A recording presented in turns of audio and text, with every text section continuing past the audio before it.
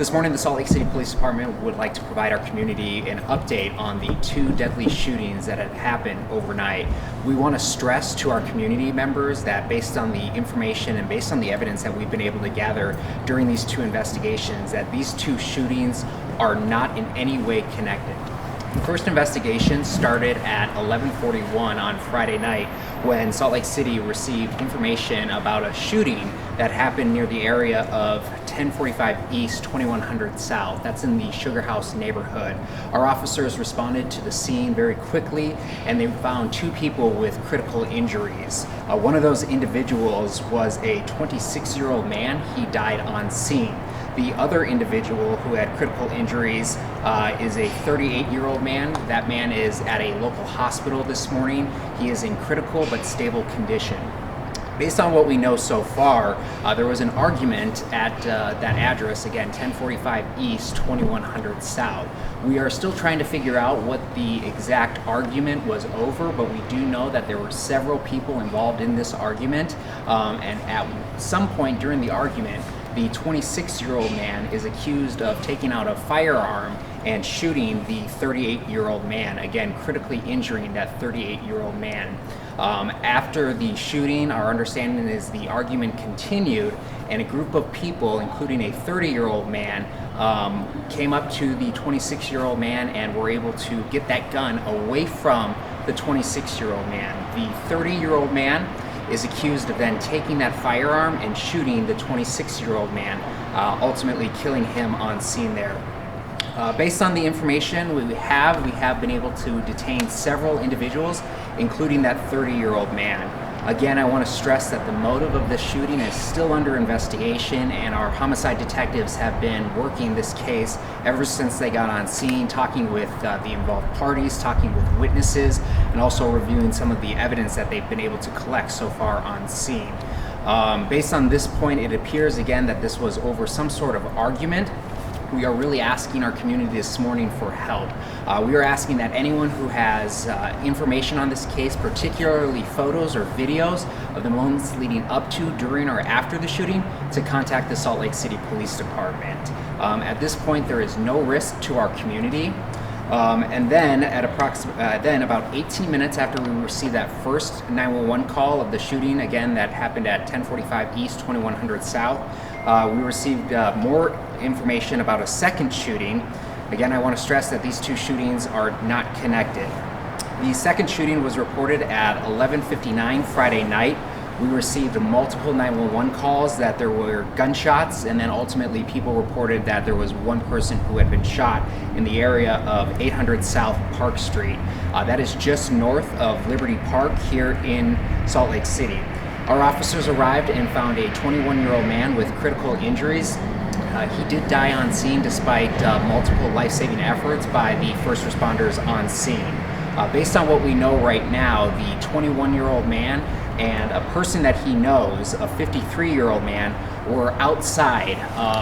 We believe that this happened in an area right next to a triplex where the individuals live.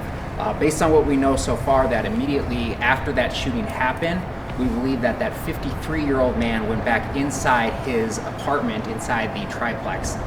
Our patrol officers were trying to do everything they could to communicate with that man.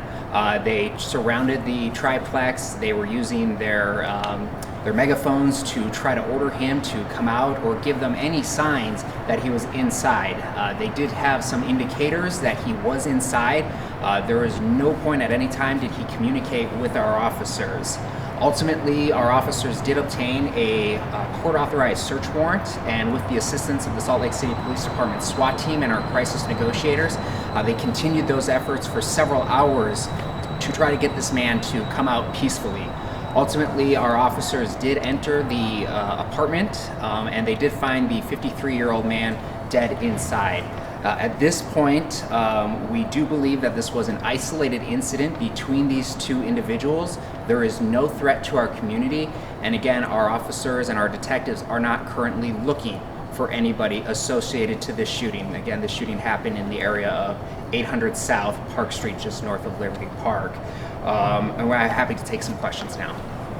Do we know what the relationship was between the 26-year-old and the 5-year-old for shooting? No, that's still part of our investigation. So with both of these shooting investigations, our detectives are going to put together a timeline. They want to figure out exactly who was involved. They want to figure out why everyone was where they were in the moments leading up to the shooting, and then ultimately after the shooting. We're trying to figure out what brought everyone together in both of these circumstances to piece everything together. I saw that there might have been sort of like a dance club in that Sugar House area. Do you know if there's any sort of connection to that? Maybe they were coming out of that club or anything like that? I don't have specific information on that. I do know that there were several, this was a large event. There were several people attending some sort of event. I don't know at which venue. Again, our ask this morning is that anyone who has information to please come forward in both of these cases. We believe that there are likely people who may have photos or video of the incident that happened in the Sugar House neighborhood. And then for the incident that happened just north of Liberty Park, we are asking that anyone who has doorbell cameras or home security cameras that may have captured anything to please review that. Again, that Sugar House shooting happened around 11:41 Friday night, and the shooting near Liberty Park happened just before midnight. Lots of like bars and businesses in that Sugar House area. Are the proprietors of those areas working with you? So that's one of our things that our detectives are going to be doing. They've already started their canvass of the area in both locations, again, looking for any signs of video or anything that might help them with these investigations. That's one of the things that today in the world that we live in, there are a lot of public safety cameras, there are a lot of private cameras out there in our community. Those are often instrumental in our investigations. So our detectives are out canvassing the area this morning. They're looking for any evidence, and again, we're asking that anyone who has information on these two shootings to contact the Salt Lake City Police Department. Only one person in custody on that first shooting? So we have several people detained, and our officers are still trying to piece everything together. So again, we had the shooting in the Sugar House neighborhood. We have detained several people. At this point, our detectives are trying to sift everything together to determine whether or not there will be charges in this case. We will work with the district attorney's office as well. It is still too early at this point in this investigation to say whether or not that 30-year-old man will be charged with the shooting homicide. But it is still very early on in this investigation. And what was did you determine the cause of death for the second shooting on the 58-year-old? Yeah, at this point we haven't been able to do that. In both of these cases, we're going to work with the medical examiner's office to confirm the cause and manner of the death, but based on the preliminary information, we do believe that a firearm was used in both cases. Have you had previous incidents at the second shooting at that house? Yeah, regarding the second scene location, again, that was in the area of 800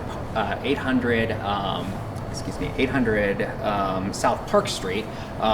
We do not have, to my knowledge, any immediate information that would suggest that we have involvement with these two individuals. However, based on what we've learned so far, the two individuals appear to have known each other. And did you question were any other people associated with those two individuals? I don't have any specific information about who our detectives have talked to. Again, we're asking that anyone who has information to please come forward. We know that as news starts to spread about this, community members, loved ones, friends will start to find out about this case. And if anyone has any information, we would like to hear from them. It's one of those things where even the smallest piece of information could really advance this investigation to help our detectives. Did you use any other techniques to get into the house before? A neighbor mentioned a flashbang. Did you use any other techniques like that? Yeah, so regarding that incident that happened at 800 South Park Avenue, Park Street rather, in that area just north of Liberty Park, our SWAT team did use several techniques to, again, try to communicate with this individual and to make sure that they were entering that apartment as safely as possible. We do know that they did use what is called a breaching device to make sure that they could have better accessibility into that apartment complex. Also, that helped helps them not only get into an area, but it also helps open up sight lines so officers and our SWAT officers can, they don't have to approach.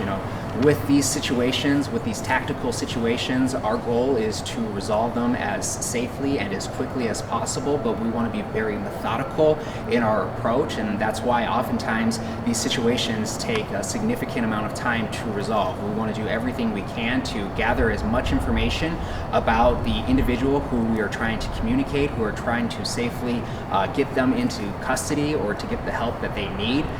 So in this case, they were working on this case for several hours trying to establish contact with that individual. Anything else for the public to know? No, I would like to add that this is extraordinarily rare for Salt Lake City. Prior to today, our homicide rate for 2024 was down 40% compared to where we were in 2023 this time. So this is very unusual. I've talked to several people within our police department. No one can recall immediately within recent memory when we've had 2 homicides almost back to back. Again, we believe that the span from when that first shooting was reported from the second shooting was about 18 minutes. So this was a very big strain on our police department, and we want to acknowledge all of our officers, our detectives, our crime lab technicians who responded. This essentially was an all hands on deck situation. We had officers who were working the Friday afternoon shift. They ended up having to stay over to help with this situation to ensure that we could continue our operations throughout the morning, Saturday morning, to make sure that any other call for service received the attention it needed. So really a testament to the women and men of the Salt Lake City Police Department who stepped up when there were these 2 critical incidents in our community. Did you receive any outside help? To my knowledge, no. Fortunately, we have the ability to scale our resources very quickly, and that is something that we are fortunate here at the Salt Lake City Police Department, that when there is a critical incident or when there are multiple critical incidents in our city, we have the ability to scale up our staffing very quickly and to make sure that we try to lessen any impact to the public safety operations that we have here in the city.